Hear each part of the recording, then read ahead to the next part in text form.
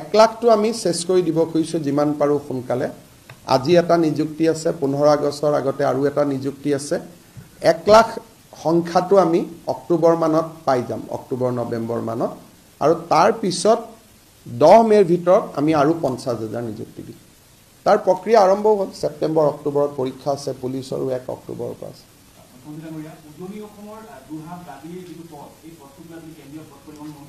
হৈ যাব আৰু চব সেই পথটো বহুতখিনি হৈও গ'ল। হৈ যোৱা পইণ্টটো আমি লিখা নাই। নুমলীগড়ৰ পৰাতো যোৰহাটলৈকে কেতিয়া উল্লেখ কৰা হৈছিলে যে অসমৰ চাহ শ্ৰমিকৰ উন্নয়নৰ বাবে ৰাজ্যই ভাৰত চৰকাৰে 1000 কোটি টকা যোগান ধৰিব। এইবাৰ আমাৰ সেই ঘোষণাটোকে আগুৱাই লৈ গৈ বাজেটত 3টা কম্পোনেণ্ট ডিক্লেয়াৰ কৰা হৈছে। প্ৰধানমন্ত্ৰী চাহ শ্ৰমিক শিক্ষা যোজনা, প্ৰধানমন্ত্ৰী চাহ শ্ৰমিক স্বাস্থ্য সুৰক্ষা যোজনা আৰু প্ৰধানমন্ত্ৰী চাহ শ্ৰমিক আশ্ৰয় যোজনা। 3টা চাহ শ্ৰমিকৰ কাৰণে 3টা আঁচনি কেন্দ্ৰই ৰূপায়ণ কৰিব উইথ 100% ফাইনেন্সিয়েল এছিষ্টেঞ্চ। আৰু এই 1000 কোটি টকাৰ টোটেল যিটো এমাউণ্ট, সেই টোটেল এমাউণ্টটো অসম আৰু ৱেষ্ট বেংগলৰ মাজত বিতৰণ হ'ব। যি ৰাজ্যত যিমান চাহ শ্ৰমিক আছে, অসমৰ বাবে এই 1000 কোটি টকাৰ ভিতৰত 685.70 কোটি টকা আবণ্টন কৰা হৈছে, 685.70 crore। ইয়াৰে শিক্ষা যোজনাত এই বছৰ আমাক 197 কোটি টকা দিব, 25-26ত 196 কোটি টকা দিব। চাহ শ্ৰমিক সুৰক্ষা যোজনাত আমাক 81 কোটি টকা দিব এই বছৰ, অহা বছৰো আমাক 81 কোটি টকা দিব। চাহ শ্ৰমিক আশ্ৰয় যোজনাত এই বছৰ আমাক 65 কোটি টকা দিব, অহা বছৰ আমাক 64 কোটি টকা দিব। অৰ্থাৎ এই বছৰ আমি 343 crores পাম আৰু নেক্সট বছৰ আমি 341 crore পাম। কেন্দ্ৰই 2টা বিশেষ ব্যৱস্থা আৰু হাতত ল'ব খুজিছে। গুৱাহাটীৰ কাষত এখন ছেটেলাইট টাউনশ্বিপৰ কাৰণে আমাক এটা বিশেষ পুঁজি যোগান ধৰাৰ বাবেও এইবাৰ কেন্দ্ৰই বাজেটত উল্লেখ কৰিছে। মই কেন্দ্ৰৰ বাজেটক লৈ নিৰ্মলা সীতাৰমণ ডাঙৰীয়ানীক ধন্যবাদ জনাইছোঁ আৰু তেখেতৰ সাক্ষাতৰ কালত মই 3টা বিশেষ কথা কৈ আহিছোঁ যে আমাৰ নামৰূপৰ ফাৰ্টিলাইজাৰটো ইউনিট 4টো সোনকালে আৰম্ভ কৰিব লাগে। দ্বিতীয়তে আমাৰ BVCL যিটো গেছ ক্ৰেকাৰ প্ৰজেক্ট আছে,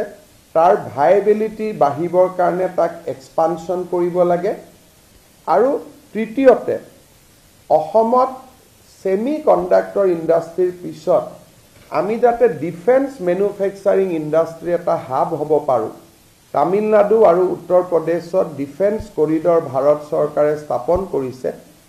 দেশৰ 3rd ডিফেন্স কৰিডৰ এটা অসমত স্থাপন কৰাৰ বাবেও মই বিত্তমন্ত্ৰী ডাঙৰীয়ানীক আহ্বান জনাইছিলোঁ আৰু বিষয়টো লৈ মই প্ৰতিৰক্ষা মন্ত্ৰী ডাঙৰীয়াৰ লগতো কথা পাতিছিলোঁ আৰু দুইজনে মোক পজিটিভলি ৰেছপন্স কৰিছে, আমি আগবাঢ়ি যাব পাৰিম। বঙাইগাঁও ৰিফাইনেৰীৰ এক্সপানশ্যনৰ প্ৰকল্প এটাও পেণ্ডিং হৈ আছিলে বহুদিন, সেই দিশটোকো খৰতকীয়া কৰাৰ বাবে মই কেন্দ্ৰীয় চৰকাৰৰ লগত আলাপ আলোচনা কৰি আহোঁ আৰু মই ভাবোঁ যে এই ক্ষেত্ৰতো আমি সফল হ'ব পাৰিম। অসমত আপোনালোকে জানে যে NRCৰ বায়োমেট্ৰিক 9,22,000 ব্যক্তিৰ বায়োমেট্ৰিক লগ হৈ আছে। তাৰ কাৰণে তেওঁলোকে আধাৰ কাৰ্ড নাপায় আৰু বহু সময়ত এই ব্যক্তিসকলে উচ্চ শিক্ষাৰ স্কলাৰশ্বিপ বিভিন্ন ধৰণৰ দিশৰ পৰা বঞ্চিত হৈ আছে। কেন্দ্ৰীয় গৃহমন্ত্ৰী ডাঙৰীয়াৰ লগত এই বিষয়টো মই আলোচনা কৰোঁ আৰু গৃহমন্ত্ৰী ডাঙৰীয়াই এই বিষয়টো অত্যন্ত আগ্ৰহেৰে সৈতে এই বিষয়টো নিষ্পত্তি কৰিবলৈ তেখেতে মোক আশ্বাস দিছে যে হয় এই বিষয়টো যিকোনো ধৰণে আমি এটা সমাধান কৰিম বাকি কেন্দ্ৰীয় মন্ত্ৰীসকলৰ লগত মোৰ যিখিনি আলাপ আলোচনা আছিল সেই আলাপ আলোচনাখিনি মই ইতিমধ্যে বাতৰি আপোনালোকক টুইটাৰ হেণ্ডেল আদি যোগে মই জনাই আছিলোঁ আৰু মোৰ বিশ্বাস যে এই কথাখিনি নিশ্চয় আপোনালোকে আপোনালোকৰ নলেজতো আছে আৰু পিছত আমি এই দিশটো নিশ্চয় আলাপ আলোচনা কৰিম মই চৰাইদেউ মৈদামৰ দিশলৈ আহিছোঁ কেইটামান টাইমলাইন আমাৰ কাৰণে খুব গুৰুত্বপূৰ্ণ ভাৰত চৰকাৰৰ যেতিয়া যিকোনো হেৰিটেজ প্ৰটেকশ্যন বা হেৰিটেজক ৱৰ্ল্ড হেৰিটেজ বুলি আখ্যা দিয়া বা দিবৰ কাৰণে চেষ্টা কৰা হয় তেতিয়া প্ৰথম হয় যে ষ্টেটে ৰিকমেণ্ডেশ্যন কৰিব লাগে আৰু ডচিয়াৰ পঠিয়াব লাগে ডচিয়াৰ আৰু ৰিকমেণ্ডেশ্যন প্ৰথমবাৰৰ বাবে অসম চৰকাৰে 2019-20 যিখন আমাৰ বাজেট আছিল 2019-20 বাজেটত আমি চৰাইদেউ মৈদামক ইউনেস্কো ৱৰ্ল্ড হেৰিটেজলৈকে ৰূপান্তৰ কৰিবৰ বাবে আমি অসম চৰকাৰৰ বাজেটত 25 কোটি টকাৰ আবণ্টন কৰোঁ কেশৱ মহন্ত ডাঙৰীয়া তেতিয়া মন্ত্ৰী আছিলে আৰ্কিঅলজি ডিপাৰ্টমেণ্টৰ তাৰ পিছত 2023 চনৰ 24 জানুৱাৰী 2023 24 জানুৱাৰীত অসম চৰকাৰ আৰু আৰ্কিঅলজিকেল সাৰ্ভে অফ ইণ্ডিয়াৰ কোলাবৰেশ্যন কৰি আমি ৱৰ্ল্ড হেৰিটেজ চেণ্টাৰক 24 জানুৱাৰী 2023ত আমি যিখন ডচিয়াৰ সেই ডচিয়াৰখন আমি প্ৰেৰণ কৰোঁ ভাৰত চৰকাৰে এটা বছৰত এটা মাত্ৰ হেৰিটেজ ৰিকমেণ্ড কৰিব পাৰে প্ৰধানমন্ত্ৰী নৰেন্দ্ৰ মোদী ডাঙৰীয়াই 2023 চনত তেওঁলোকে প্ৰথম অসমৰ এই হেৰিটেজ প্ৰপাৰ্টিটোক বা ঐতিহ্য ক্ষেত্ৰখনক ভাৰতৰ একমাত্ৰ মনোনয়ন হিচাপে আগবঢ়াই দিয়ে আৰু আজি মই বিশ্বাস কৰোঁ যে আমাৰ এই ক্ষেত্ৰত অসমে এটা সুন্দৰ খবৰ শুনিবলৈ পাব আৰু আমি এই সুন্দৰ দিনটোত অসমৰ জনসাধাৰণ প্ৰধানমন্ত্ৰী নৰেন্দ্ৰ মোদী ডাঙৰীয়া আৰু এই গোটেই প্ৰচেষ্টাৰ লগত জড়িত সকলোকে আমি ধন্যবাদ আৰু অভিনন্দন জনাম তিনিটা কুইক পইণ্ট মই দিব খুজিছোঁ যে অসম চৰকাৰে আপোনালোকে জানে যে থলুৱা নিযুক্তিৰ ক্ষেত্ৰত অসমত যদিও যোৱা 3 বছৰত এজনো লোক অসমৰ বাহিৰৰ পৰা অসমত চাকৰি কৰিব অহা নাই তথাপিতো কেতিয়াবা দুই এজন ব্যক্তিয়ে এই বিষয়ত এটা প্ৰশ্ন উত্থাপন কৰি থাকে সেইকাৰণে আমি অসমৰ ডমিচাইল নীতি এটা যে অসমত চৰকাৰী চাকৰি পোৱাৰ বাবে কোন কোন যোগ্য এই ডমিচাইল নীতি এটা আমি খুব সোনকালে প্ৰকাশ কৰিবৰ বাবে আমি সিদ্ধান্ত লৈছোঁ অসমৰ বিভিন্ন ব্যক্তিৰ লগত মই অনানুষ্ঠানিকভাৱে এই দিশত কথা পাতিছোঁ কিন্তু এই বিষয়ত সকলো বাক বিতণ্ডা ওৰ পেলাবৰ কাৰণে প্ৰথমতে তৃতীয় আৰু চতুৰ্থ বৰ্গৰ কাৰণে পিছত আমি তাক আগবঢ়াই লৈ গৈ থাকিম এটা ডমিচাইল নীতি এটা আমি প্ৰস্তুত কৰিম আৰু এই বিষয়ে এই মাহৰ ভিতৰতে আমি এটা সিদ্ধান্ত ল'বৰ কাৰণে আগবাঢ়ি গৈ আছোঁ যাতে আমি ডমিচাইল নীতি এটা অসমৰ কাৰণে আমি প্ৰকাশ কৰিব পাৰোঁ আজি পাব্লিক সাৰ্ভিস কমিশনৰ পৰীক্ষা হৈ আছে স্বাধীনতাৰ 47 চনৰ পৰা আজিলৈকে অসমীয়াত কেতিয়াও প্ৰশ্ন কাকত হোৱা নাছিল এইবাৰ প্ৰথমবাৰ এপিএসসি মেইনছৰ ষ্টুডেন্ট সকলে অসমীয়াতে প্ৰশ্ন কাকত লাভ কৰিছে আৰু প্ৰশ্ন কাকতত অসমীয়াত উত্তৰ দিব পাৰিব ইউ এটা আমাৰ মাইলৰ খুঁটা হৈ ৰব নেক্সট যেটো আমাৰ টাৰ্গেট সেইটো হল যে অসমীয়া ভাষাক ক্লাসিক্যাল ল্যাঙ্গুৱেজৰ মৰ্যাদা প্ৰদান কৰা ইতিমধ্যে প্ৰধানমন্ত্ৰী ডাঙৰীয়াৰ লগত এইবাৰ মোৰ সাক্ষাতত এতিয়ালৈকে ভাৰতত তামিল কানাডা 5টা ভাষা ক্লাছিকেল ল্যাঙ্গুৱেজৰ মৰ্যাদা দিয়া হৈছে অসমকো যাতে অসমীয়াকো ক্লাছিকেল ল্যাঙ্গুৱেজৰ মৰ্যাদা দিব পাৰে তাৰ বিষয়ে প্ৰধানমন্ত্ৰী মোদী ডাঙৰীয়াৰ লগত মই এবাৰ আলাপ আলোচনা কৰি আহিছো আৰু এই ক্ষেত্ৰতো আমি কাম কৰি গৈ থাকিম শেষত এটা সৰু কথাৰে সামৰণি মাৰিছো অসমৰ শিক্ষকসকলৰ আমি এটা মিউচুৱেল ট্ৰান্সফাৰৰ ব্যৱস্থা আমি কৰিছিলো মই শিক্ষা মন্ত্ৰী হৈ থকা সময়ত আৰু তাৰ এই নীতিটোৰ ফলত বহুত শিক্ষক নিজৰ নিজৰ গৃহ জিলালৈকে উভতি আহিব পাৰিছিল আমি যোৱা বছৰৰ পৰা এই বছৰ আৰু চলি থাকিব প্ৰায় more than 40,000 grade 3 grade 4 কৰ্মচাৰীক আমি নিযুক্তি দিছো বিভিন্ন বিভাগত পুলিশ সকলো মিলি এই লোকসকলৰ মাজতো শিক্ষকৰ দৰে এটা আমি পাৰস্পৰিক বুজাবুজিৰ এটা বদলি প্ৰক্ৰিয়া এটা আমি আৰম্ভ কৰিব খুজিছো এতিয়াও চিন্তাৰ পৰ্যায়ত আছে যে যদি কামৰূপৰ ল'ৰা এজন ডিব্ৰুগড়ত আছে আৰু ডিব্ৰুগড়ৰ ল'ৰা এজন কামৰূপত আছে দুইজনে নিজৰ ভিতৰতে ফৰ্ম এখনত সহি কৰি দিলে আমি তেওঁলোকৰ ট্ৰান্সফাৰ অৰ্ডাৰটো আমি উলিয়াই দিব পাৰিম ই অসমৰ বহুত চৰকাৰী কৰ্মচাৰীক সহায় কৰিব আৰু ই থাৰ্ড গ্ৰেড ফৰ্থ গ্ৰেডৰ ল'ৰা ছোৱালীসকলে ঘৰৰ বা এটলিষ্ট গৃহ জিলা নহলেও তেজপুৰৰ ল'ৰাজন বৰাক ভেলীৰ পৰিৱৰ্তে যদি দৰং বা বিশ্বনাথতো কাম কৰিব পাৰে বহুখিনি সুবিধা হ'ব সেই দিশতো আমি কিছু কাম আগবঢ়াই লৈ গৈছো আৰু মই ভাবো যে এই দুইটা ডমিসাইল নীতি আৰু ট্ৰান্সফাৰ পলিসি এই দুইটা আমি খুব সোনকালে আগবঢ়াই দিবৰ বাবে আমি সিদ্ধান্ত লৈছো অহা কালি আৰু পৰখি নীতি আয়োগৰ বৈঠক আছে নীতি আয়োগৰ বৈঠকতো মই আজি উল্লেখ কৰা বিষয়কেইটা আকৌ উল্লেখ কৰিম আৰু মই বিশ্বাস কৰো যে আমাৰ প্ৰচেষ্টাত আৰু প্ৰধানমন্ত্ৰী ডাঙৰীয়াৰ সহযোগত আমি ৰাজ্যখনৰ আভ্যন্তৰ আৰু বাহিৰৰ পৰা পোৱা সমৰ্থন গোটেইকেইটাক আমি আগুৱাই লৈ গৈ অসমক বিকশিত ৰাজ্য হয় তাৰ কাৰণে আমি আগবাঢ়ি আছো 1 লাখটো আমি শেষ কৰি দিব খুজিছো যিমান পাৰো সোনকালে আজি এটা নিযুক্তি আছে 15 আগষ্টৰ আগতে আৰু এটা নিযুক্তি আছে 1 লাখ সংখ্যাটো আমি অক্টোবৰ মানত পাই যাম অক্টোবৰ নৱেম্বৰ মানত আৰু তাৰ পিছত 10 মেৰ ভিতৰত আমি আৰু 50,000 নিযুক্তি দিম তাৰ প্ৰক্ৰিয়া আৰম্ভ হ'ল সেপ্টেম্বৰ অক্টোবৰত পৰীক্ষা আছে পুলিচৰ 1 অক্টোবৰৰ পৰা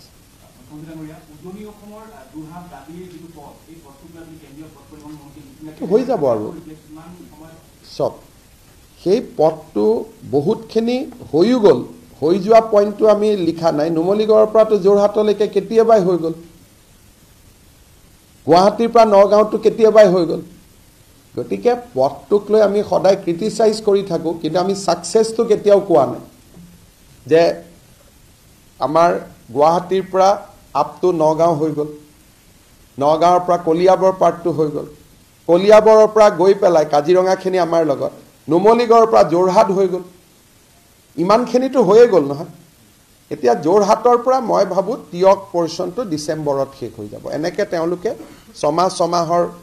একোটা ষ্ট্ৰেচ লৈছে 26 চনৰ নিৰ্বাচনৰ আগতে সম্পূৰ্ণ ৰাস্তাটো হৈ যাব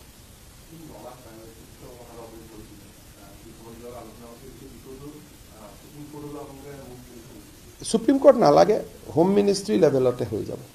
কাৰণ এই বিষয়টোত এখন কেবিনেট কমিটি হৈছিল সদৌ অসম ছাত্ৰ সন্থাকে ধৰি গোটেই সংগঠনসমূহে তেওঁলোকৰ আপত্তি নাই বুলি আমাক অৱগতও কৰিছিল আৰু সকলোৰে কথাবিলাক শুনাৰ পিছত আমি এমএচএক দিলো আৰু এটো এমএচএ সিদ্ধান্ত ল'ব পাৰিব এটো সুপ্ৰিম কোৰ্ট যাব নালাগে এনআৰসি লগত আধাৰৰ সম্পৰ্ক নাই এনআৰসি ৰিভিউটোহে সুপ্ৰিম কোৰ্ট যাব লাগিব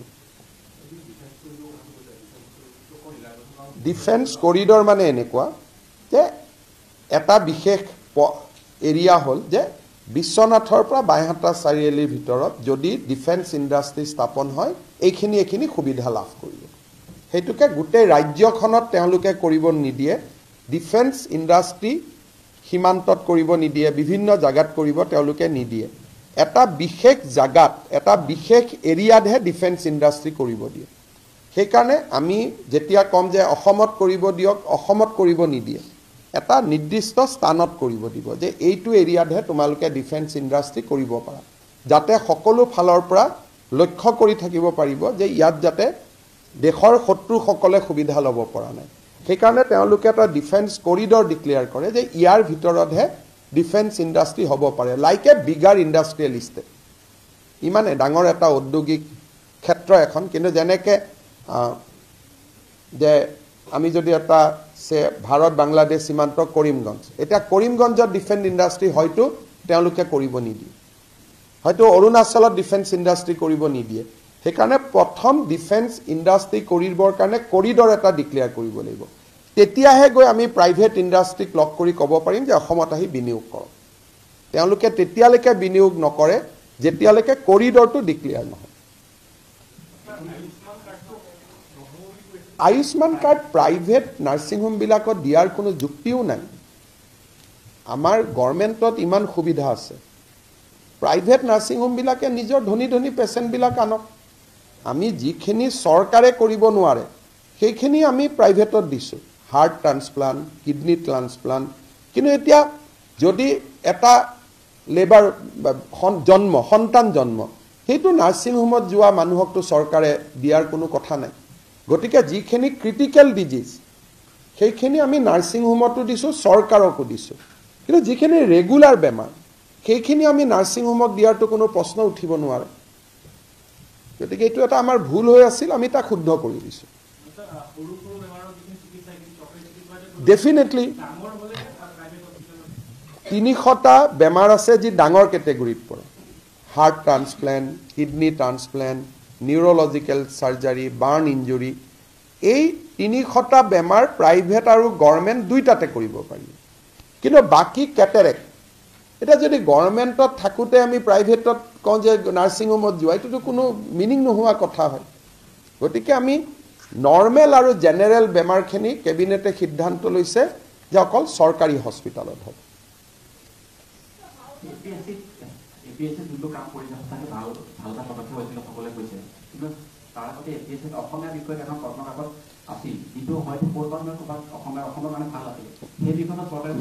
মই সেইটো অসমৰ কাৰণে ভাল নে বেয়া মই নাজানো ভাই আমাৰ ল'ৰা ছোৱালীবিলাকে যিসকলে ইংলিছ মিডিয়ামত পঢ়িছে তেওঁলোকে কি কৰিব তেওঁলোকেতো কেতিয়াও মেজিষ্ট্ৰেট হ'ব নোৱাৰিব নাথাকে নহয় কেন্দ্ৰীয় বিদ্যালয়তে অসমীয়া নাই নবোদয় বিদ্যালয়ত অসমীয়া নাই নবোদয় বিদ্যালয়ত আটাইতকৈ দুখীয়া ল'ৰাবিলাক পঢ়ে তেওঁলোক কেনেকৈ মেজিষ্ট্ৰেট হ'ব গতিকে অসমীয়া ল'ৰা ছোৱালীখিনিকতো প্ৰটেকশ্যন দিব লাগিব তেওঁলোকৰ মিডিয়ামটো যিয়ে নহওক কিয় That whenever happen, you just forget about all these things because I just mentioned it. Today, if I give Satellite Township roadmap, it will be too early. I just mentioned that these are the points I have discussed. Have you requested Defense Minister for the Defense College over here? Yes. And what did you actually mean? He is very positive. Defense Minister is very positive that Assam should have a defense corridor. So it has been now accepted for Tamil Nadu and UP. They have notified. No other, Assam case is in advanced consideration. We have pushed it to a large extent. Our defense corridor hoi gole with semiconductor, our ecosystem bahut bhal hoi jabo Ahomot. So what do you actually want by the defense corridor? We want defense industry to come here and produce all the defense item because that is employment generating. So helicopter meramoti yate hok, aeroplane meramoti yate hok, AK-47 yate banok, machine gun yate banok. So all the defense items should be produced in Assam. It is like any other industry, but because it is a defense industry, so it's sensitive. It is a bit sensitive. You have pointed out to the fact that this is the first time that Center has acknowledged the fact that Brahmaputra being a transboundary river, a lot of water that we get in floods are contributed from outside. Do you think that this is the right time for you to also push Center for transboundary water data sharing deal, because we have it with Bangladesh, we have it with Bhutan, but we don't have it with China. China, you know that they have a data sharing agreement with us. Sometimes they share, sometimes they do not share. It is depends on the relationship on that year with the China. If 2024 India and China has a stable relation, they share the data. And if sometime